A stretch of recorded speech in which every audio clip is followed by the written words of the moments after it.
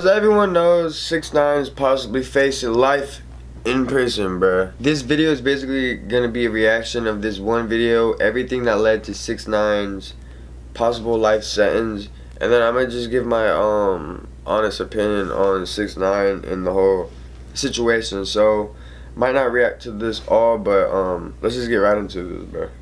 Bright rainbow hair, large face tattoos, flashy and flamboyant jewelry, and with songs like Gummo, Kiki, and Fifi, 6ix9ine is arguably the most startling, bold, and brash rapper since 50 Cent.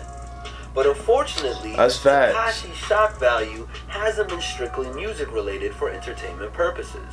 Offline and outside of recording studios, an entirely different type of rap sheet, one without lyrics and only legal woes, has been growing in size for the 22-year-old 6ix9ine, born as Daniel Hernandez in the streets of Brooklyn, New York. The six-figure concert fees may have come to a screeching halt for young 6ix9ine when on Sunday, November 18, 2018, just 5 days before the release of his album Dummy Boy, Tekashi... You cannot, like, argue... I mean, you can't even really argue that he is not, like, the hottest rapper out. Yeah, he could post anything on Instagram and get 1 million views in, like, no time. Like, it's crazy, you know? And then he'll get, like, 5 million views in, like, a day, you know, 2 days. Like, it's crazy. Arrested and faces 10 plus years to life in prison. While being held in Brooklyn's Metropolitan Detention Center, 6ix9ine was not given special celebrity treatment.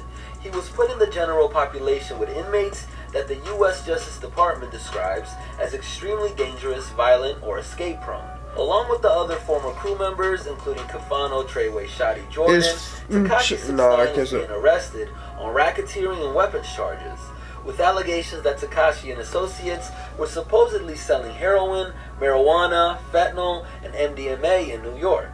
But how exactly did Tekashi 6ix9ine go from being one of the most talked about rappers and...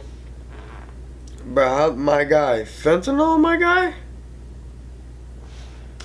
...in a year to facing hefty criminal charges that threaten to ruin his life? Some of those answers are found in the lengthy timeline of 6ix9ine's legal problems. October 2015, when Tekashi 6ix9ine wasn't quite yet the rapper that he is today, he pleaded guilty to use of a child in a sexual performance. This dates back to a February 2015 incident involving 6ix9ine, other men, and a 13-year-old girl who was filmed at a Harlem apartment naked. 6ix9ine was 18 at the time, and he's seen in the videos making a thrusting motion with his pelvis and smacking her on her buttocks while she engages in oral sexual intercourse with another guy. Additional videos featured the girl sitting naked on the laps of 6ix9ine and someone else. Damn, I didn't hear that. That's weird, man. While she's sitting down on 6ix9ine's lap. These promiscuous videos were uploaded to Instagram on 6ix9ine's account, weird, which he later told police he did for quote-unquote for my image. 6ix9ine also explained to the police that he was unaware she was underage by saying, "When she came in, she asked me how old I was, and I told her I was 18, and I assumed she was older.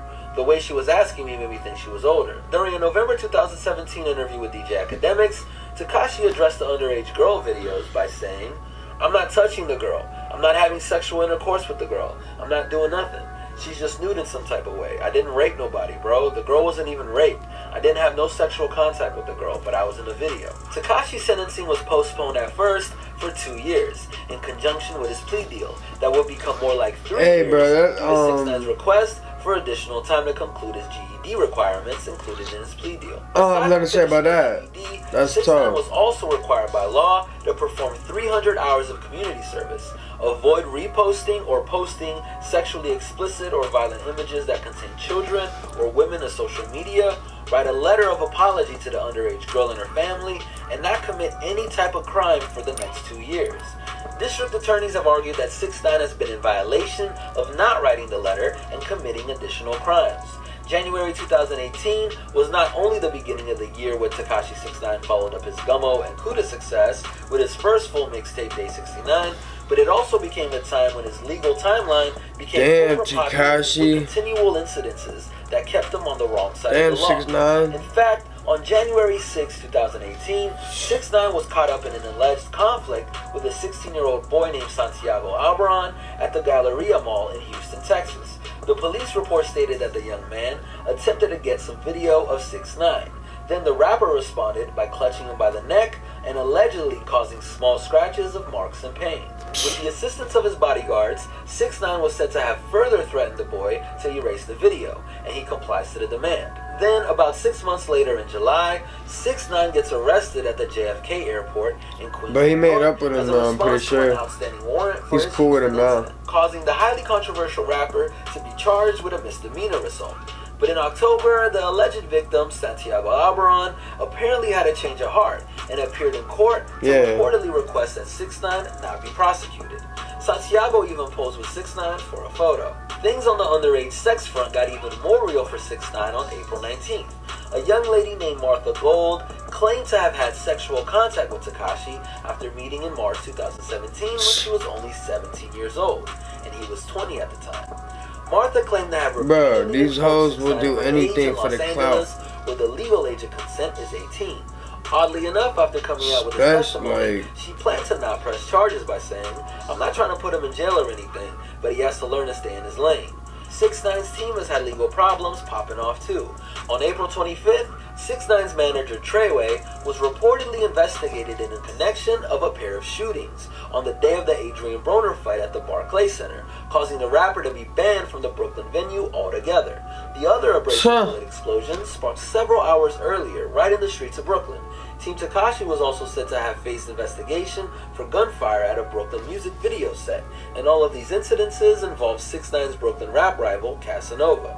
So yeah, moving on, no days off for the drama from Tekashi. On May 20th, 6ix9ine's alleged suspended license generated 2 misdemeanors for the colorful crusader of controversy: operating a vehicle without a license and facilitating aggravated unlicensed operation of a motor vehicle.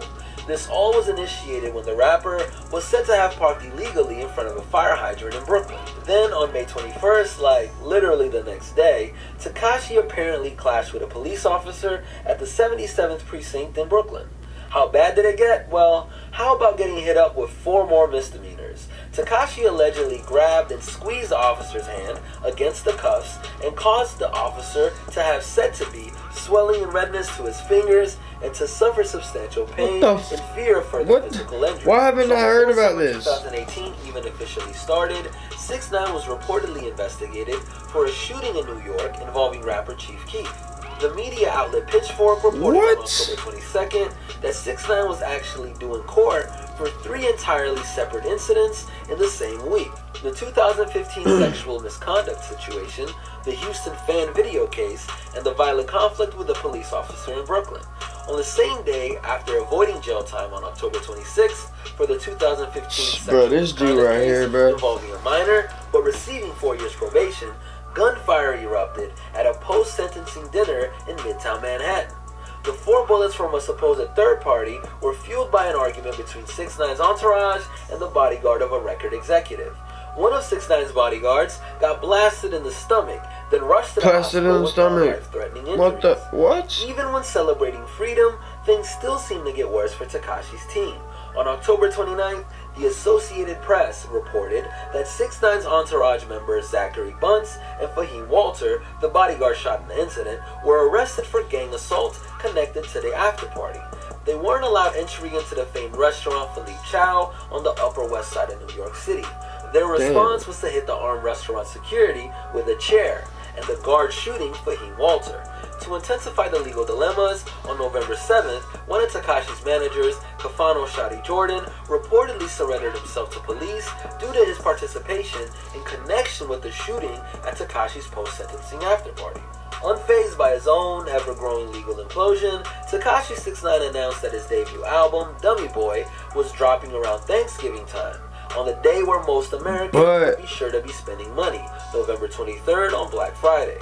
The cover art and social media caption pretty much summed up his attitude. A cartoon Tekashi pissing out a rainbow onto a checkered floor, along with the written description, "Watch me outsell everybody, suck my dick." Then the wild, unruly rapper made headlines once again in a violent, shocking manner. His music video shoot at the Beverly Hills mansion with Nicki Minaj and Kanye West was interrupted by a drive-by shooting where 8 shots rang off. Thankfully, nobody got hit. November proved to continue its eerie omen of arrest for Tekashi.